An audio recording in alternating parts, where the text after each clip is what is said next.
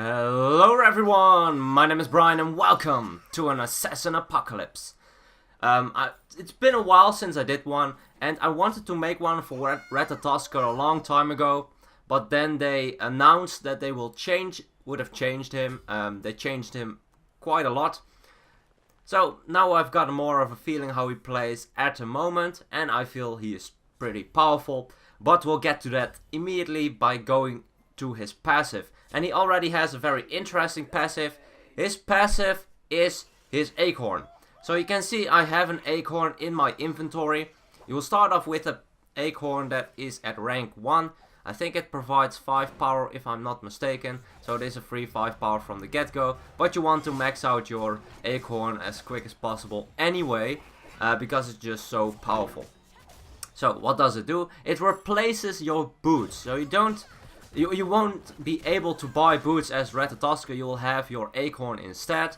Your Acorn will provide a 20% movement speed and will provide 50 power. The total cost is 1600 gold, so it is a very potent one. Let's see, can we at least try to save my teammate? Looks like he is able to get away, so that's definitely very important. Okay, so his Acorn, once you have finished it, like I said, 20% movement speed. It's 2% more than the regular boots, which is good. And a lot of power. 50 power is definitely very, very potent. But that's not the only thing. This will also allow all of your abilities to heal if you hit a target. So if you hit a minion, as you saw there, a little bit of heal popped up, the 34. Every time you hit a guard, a minion, or anything with an ability, you will get healed. You will get healed for 15 plus an additional 30% of your physical power, which can scale up to a lot. And as you can see, a lot of damage already. And the first blood goes to the Shibalanke on the Erlang Shen of the opponents. Let's see, can we go for the Zeus? Instantly finished off. And I probably should be able to get out with my first ability, which is what I will cover next. His first ability is a dash. It travels quite far. It will go through minions and will damage them as well. It will stop on the first enemy got hit. So it can be body blocked, but usually you will use it as an engage. Why is that? Well, if you hit someone with your 1, they will be slowed. They will be slowed for 20 up to a maximum of 40% for 3 seconds, which is very good. And every time you use your second or your third ability, you will have your cooldown on your 1 reduced by 2 seconds. So if you use your dash, you use your 2 and your 3, you'll have your dash pretty quickly back up again. Especially once you have a little bit of cooldown, you'll be able to dash into someone, hit them. Ooh, that's a lot of damage. I don't think I'll be able to survive this one. Try to heal as much as I can with my abilities. Not enough, but they are able to pick up the Erlang Shen, so I guess it is kind of worth it. As so far it was a 2-for-1 trade in our advantage. Okay, so it is a very potent ability. His second ability is kind of whirlwind around him. It will hit 4 times, or up to 4 times. And enemies hit will have their physical protection reduced. And what will this do? It is just reducing their physical protection by 2 per hit, up to a maximum of 4 per hit.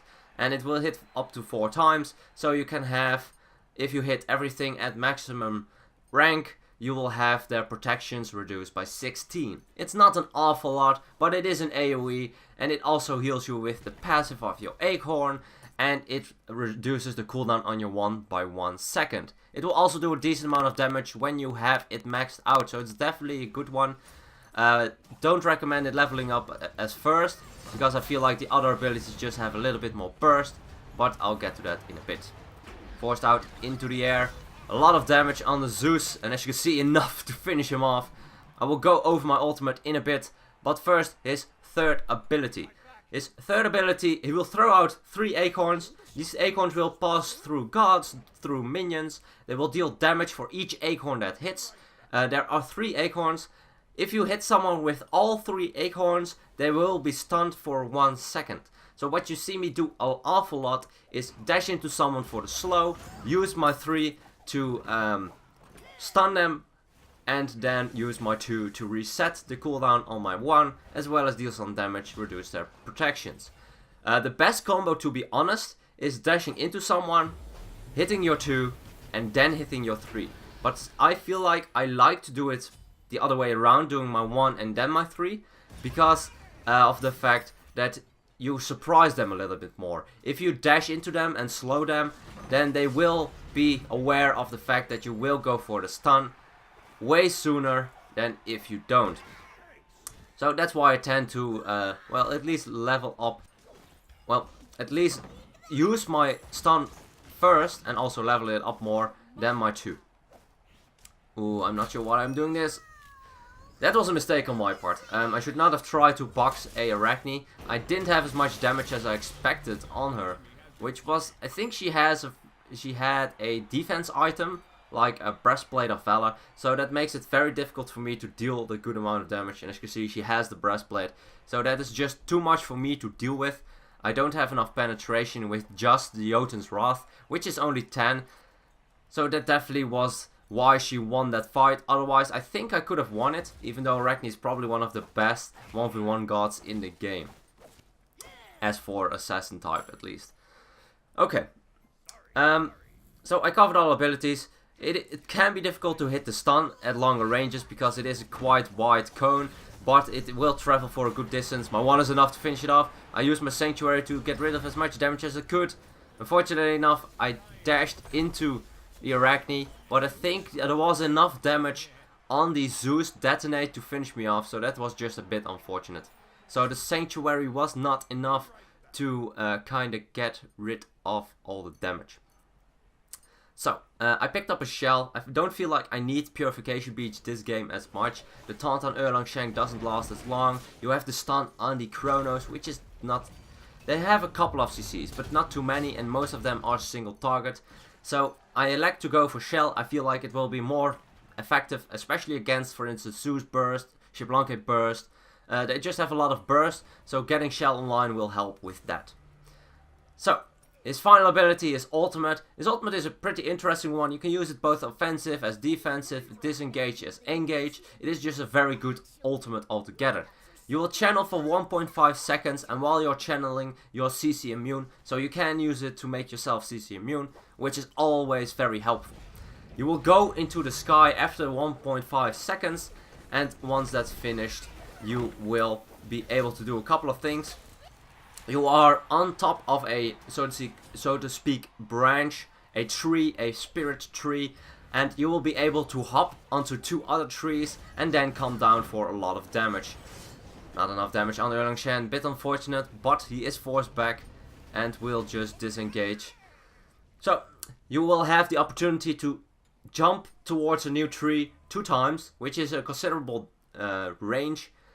And afterwards you can go for a dunk, and this dunk will deal damage and it will knock up enemies, which is of course very, very powerful. It is a good large range AoE, a large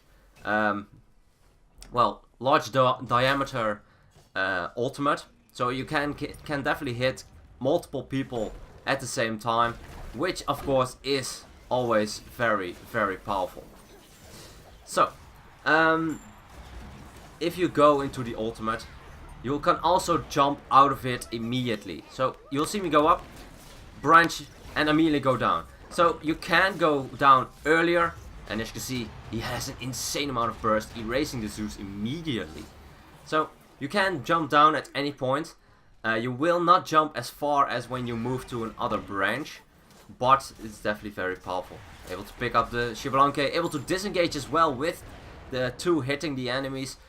My cooldown on my 1 reset and I was able to dash away with it.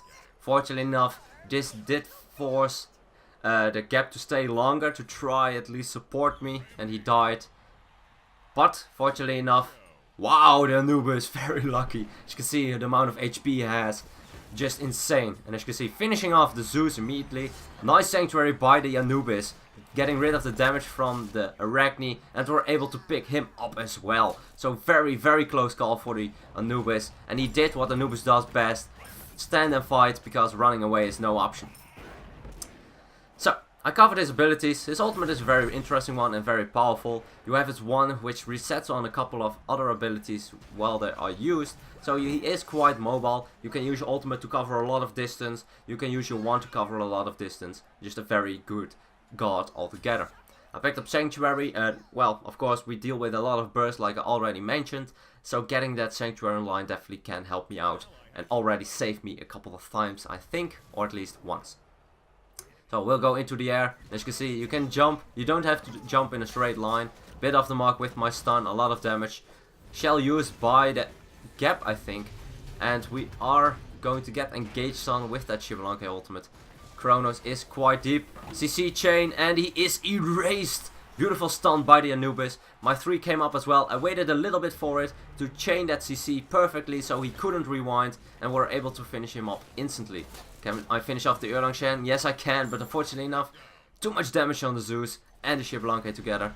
Even though I am quite fat, I'm still a squishy assassin. And I think that in the end, probably should have switched up my build a little bit to further help me with this. But as for now, as for this match, we'll just roll with it.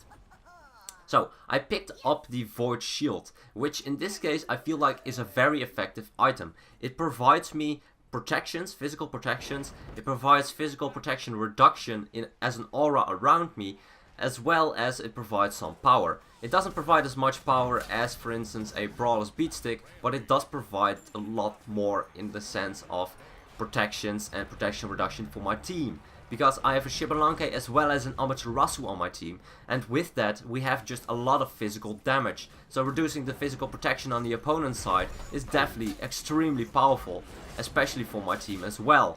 And the fact that the enemy have 3 physicals makes it even more difficult. As you can see, damage, a lot of damage, dash into the basic with that ultimate securing the knock-up. Not enough for him to heal up on the base, able to finish off the Kronos. Very greedy play. Definitely worked out in my favor. It did cost me my ultimate, but I went for my ultimate anyway, just to engage on a team or just finish someone off. And I was able to do so. They don't have an awful lot of healing, so I won't go for a Brawler's Beatstick this game. I will be going for a Titan's Bane. Titan's Bane is just a very good item for physical protection reduction. Don't want to engage in the Zeus ultimate. Decent amount of damage. Protecting let's see, can he survive? I at least used Shell on my own, and as you can see, it definitely saved me 15% damage reduction as well as the protections. I had 50 health left. If I didn't, I would have died, guaranteed. It was a bit of a gamble because he might have had enough damage to still finish me off, but it was not the case. Definitely glad I used it, even though it was just on my own. Let's see, good amount of damage on the Zeus, and he is on his own. His team doesn't respond too focused on the Amaterasu. I'm able to pick up Zeus immediately. He has nothing on me. Ooh, bit off the mark with the ultimate. As you can see, there's a little bit of charge up time when you are coming down.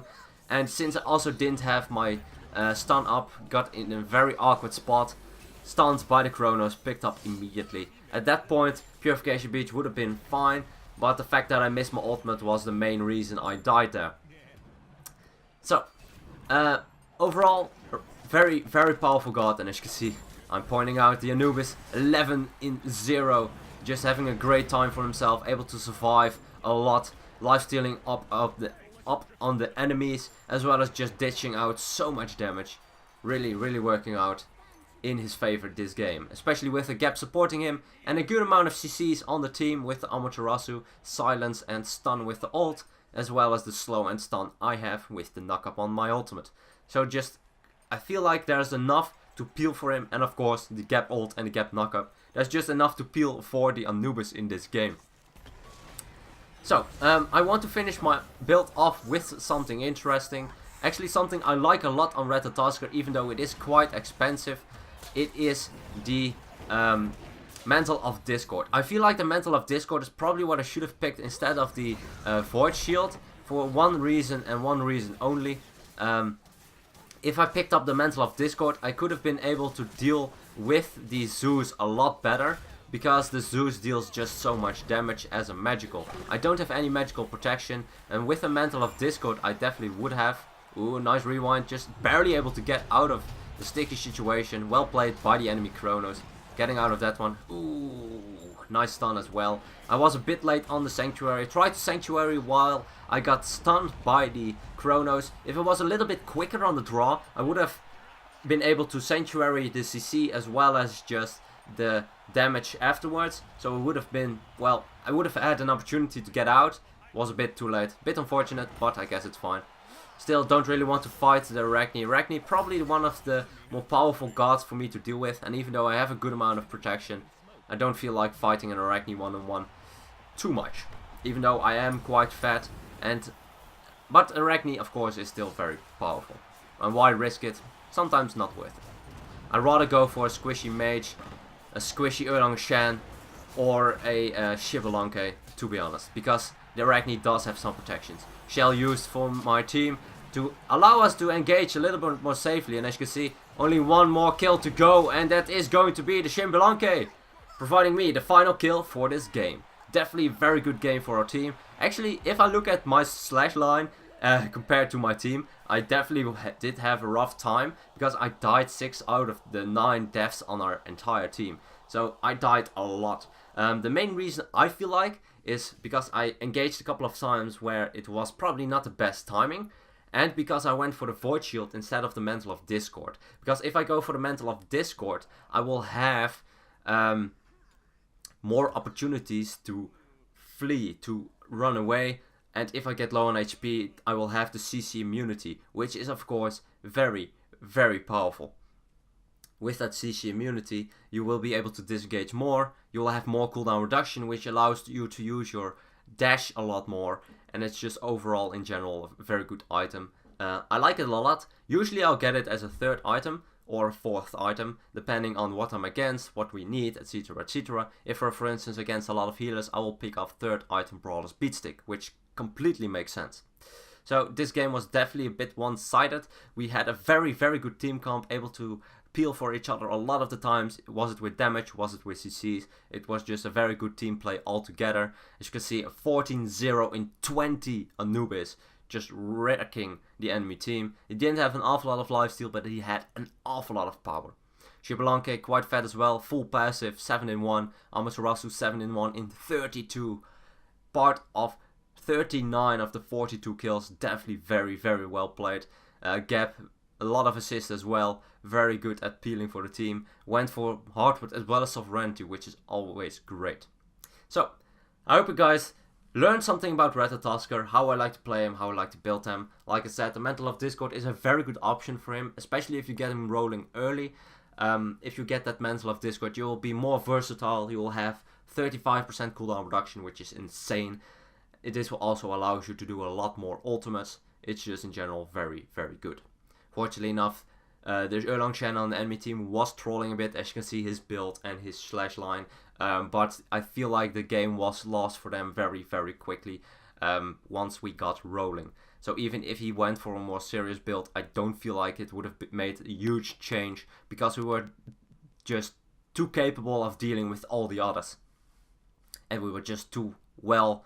I don't know, too well... Our teamwork was just better. That's just all I got. Anyway, I hope you guys enjoyed. I hope you guys learned something about Ratatoskr. And as always, good luck, have fun, and I'll see you guys in the next one.